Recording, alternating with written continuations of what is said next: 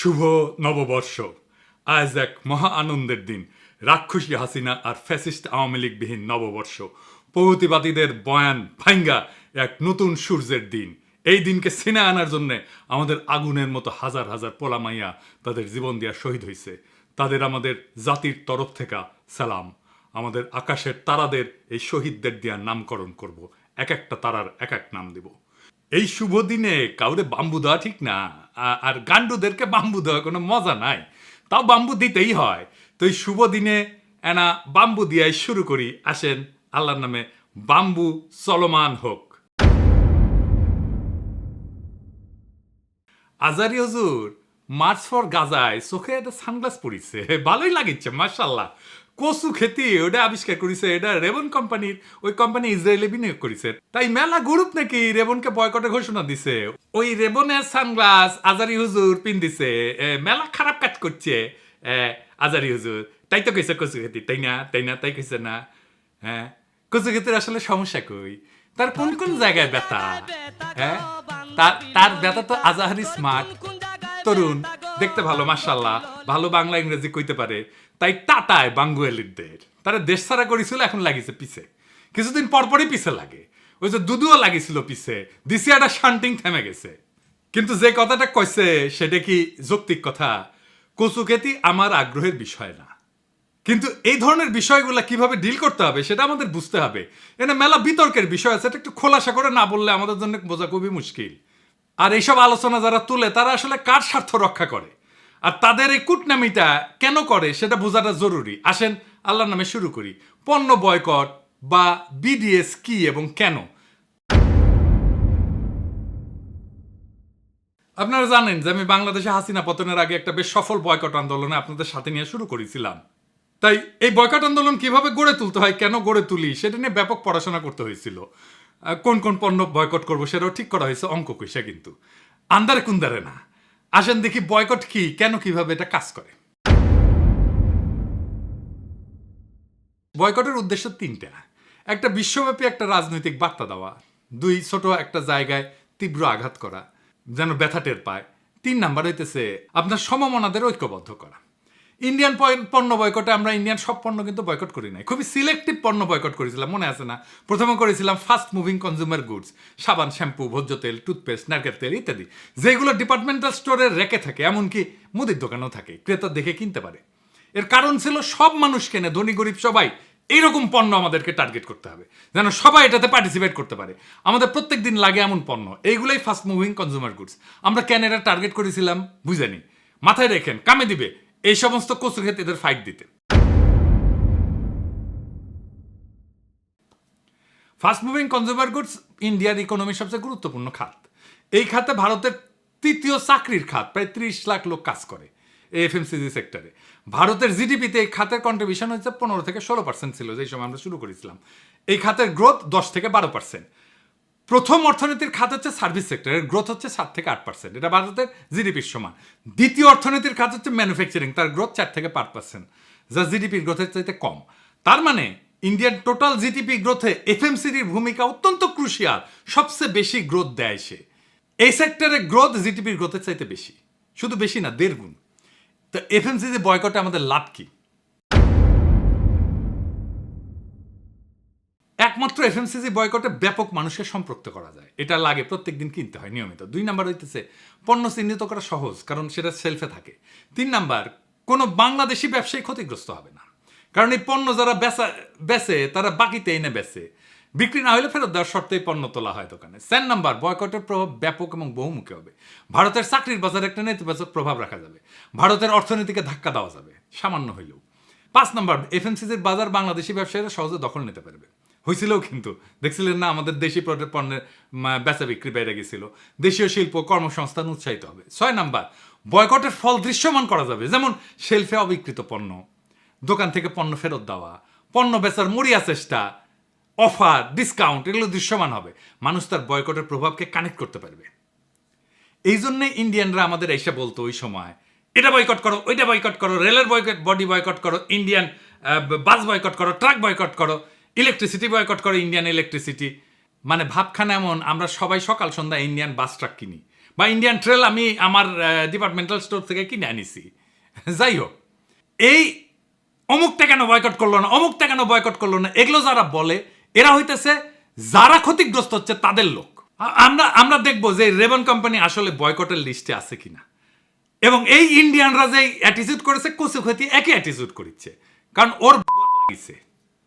ওই তো ইসরায়েলি পত্রিকায় লেখে, তো নিজে লেখে, হারেজ বলে পত্রিকাত লেখে ওই, হ্যাঁ ইসরায়েলের পত্রিকা, ওটার সমস্যা নাই। রেবান এটা ইসরায়েলি কিনা কোম্পানি কিনা সেটা ঠিকই নাই, এটা বয়কটের লিস্টে আছে কিনা সেটা ঠিকই নাই, তাও ওই লাগিছে। তো রেবান কোম্পানি কি ইসরায়েলি কোম্পানি?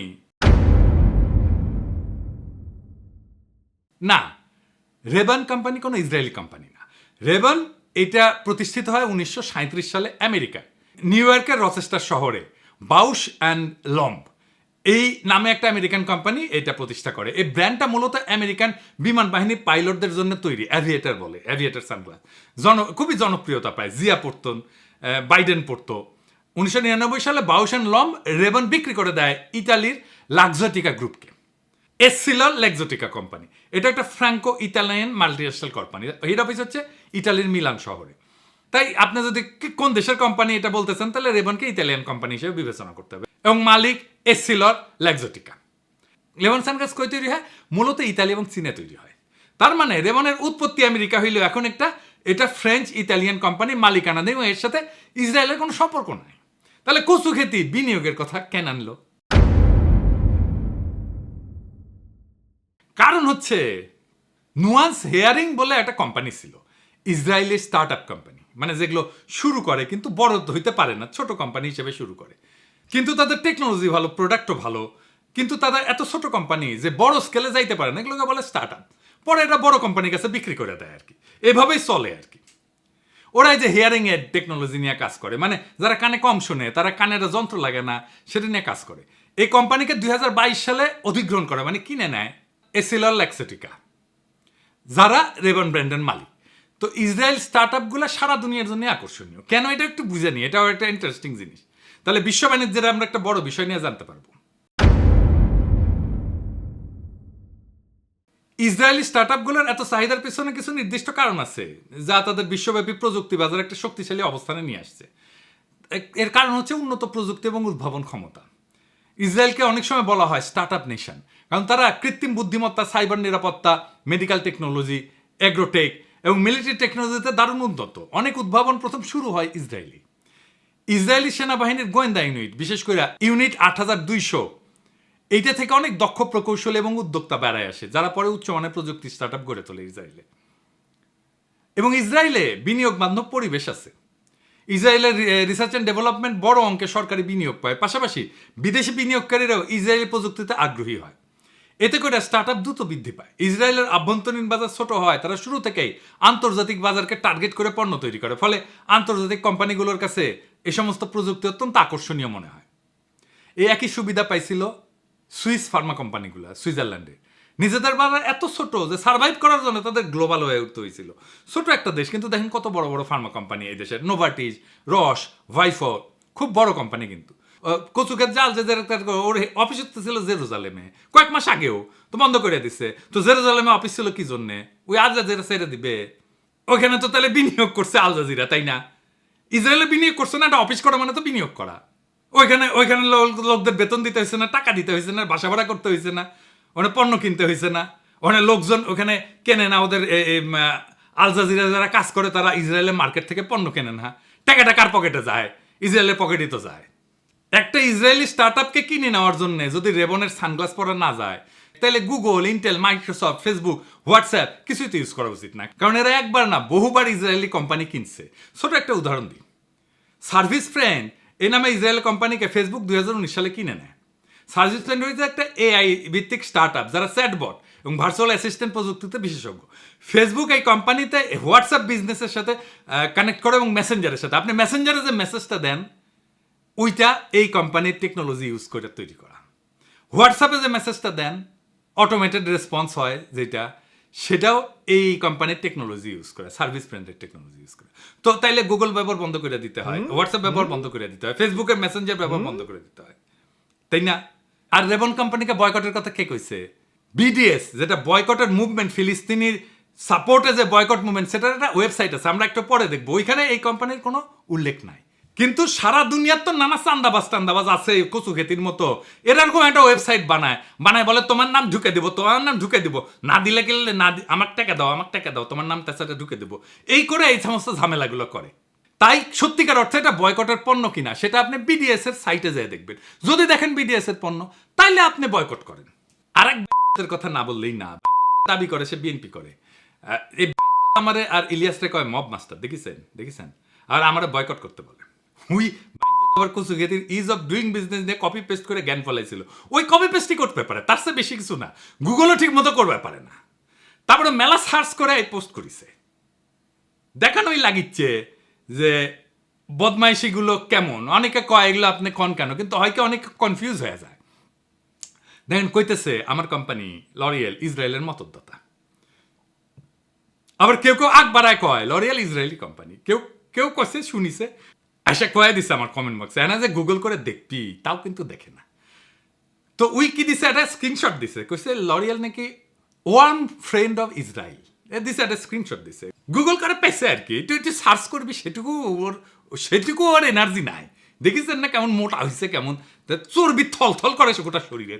তো এডিটর সাহেব ওই সাইটে যান, দেখি তো ফ্রেন্ড, ওয়ার্ম ফ্রেন্ড দেখি না, দেখিছেন ওরা প্রমাণও দিছে, দেখেছেন এই যে লরিয়েল আসলে warm friend of Israel, proof একটা বাটন দিচ্ছে। এডিটর সাহেব দেখছেন। আচ্ছা এডিটর সাহেব বাটনে একটা প্রেস করেন না, দেখি কি প্রুফ দেখায়। দেখেছেন কোনো প্রুফ নাই, দেখেছেন। হ্যাঁ, ফিলিস্তিনের সাপোর্টে যে বয়কট মুভমেন্ট, সেটা একটা লিস্ট আছে এই সাইটে, এটি আছে নাম লরিয়েলের, দেখেন, নিজেই দেখেন। ওই আবার করছে কমেন্ট বক্সে, দেখেন বিডিএস এর নাম শুনিস তো, দেখেন ও নিজে শুনিছে, অক্সিগান ও নিজে শুনিছে, জিন্দগিতে শুনে নাই। এইভাবে দিনের পর দিন কয়টা ইরিটেট করে যাইতেছে দুনিয়ার মূর্খ। আর এখন বিএনপি জুতিছে সব। ও তো ওই গুগল ইউজ করে না, ওর বাসায় প্রিন্টার আছে না, এটা সব দেখেন না বিডিএস এর লিস্টে গুগল আছে কিনা। ওর বাসায় প্রিন্টার আছে না, এইচপি দেখেন না, আছে অবশ্যই। ডেলের কম্পিউটার আছে দেখেন, সেটা আবার ইন্টেলের প্রসেসর আছে না, দেখেছেন। এডিটর সাহেব দেখান তো এটা ইন্টেল আছে কিনা বয়কট লিস্টে, থাকবেই। এয়ারবিএনবি ইউজ করিছে না অন্তত একবার জীবনে। শালা ওই হ্যাগেস হচ্ছে না, দেখতে আসছে আমি পেদা গঙ্গা জল নিচ্ছি নাকি। শালা তোর পাশার যে গু আছে সেটা পরিষ্কার কর। আমি পেদা গঙ্গা জল নিছি কিনা সেটা দেখা লাগবি না, কারণ পেদা গঙ্গা জল নেওয়া লাগে না, হ্যাগে শোষা লাগে, তুই সেটা করছোস। আচ্ছা ধরা যাক যে আমি এমন একটা কোম্পানিতে কাজ করি যা বয়কটের অধীনে ওই লিস্টে আছে, তাহলে কি করব? যখন ভারতীয় পণ্য বয়কট চলতেছে, তখন আমরা এসে একজন কইল যে দাদা আমি প্যারাসুট কোম্পানিতে কাজ করি, আমি কি করব? আমি কইলাম মন দিয়ে কাজ করবেন, বেতন নেবেন, আর ওই বেতন দিয়ে জুই নারিকেল তেল কিনবেন। আমরা পণ্য বয়কট করেছি, প্যারাসুটের চাকরি তো বয়কট করি নাই, তাই না?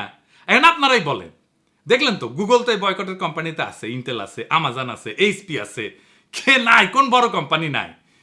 তো আমরা গুগলে যারা বাংলাদেশে কাজ করে তাদের গুগলের চাকরি ছেড়ে দিতে বলবো, নাকি বলে দেওয়া উচিত আমরা গুগল ব্যবহার বন্ধ করে দিব, জিমেল ব্যবহার বন্ধ করে দিব, নাকি করা উচিত গুগল ড্রাইভ ব্যবহার বন্ধ করে দিব, গুগলের সব সার্ভিস বন্ধ করে দিব?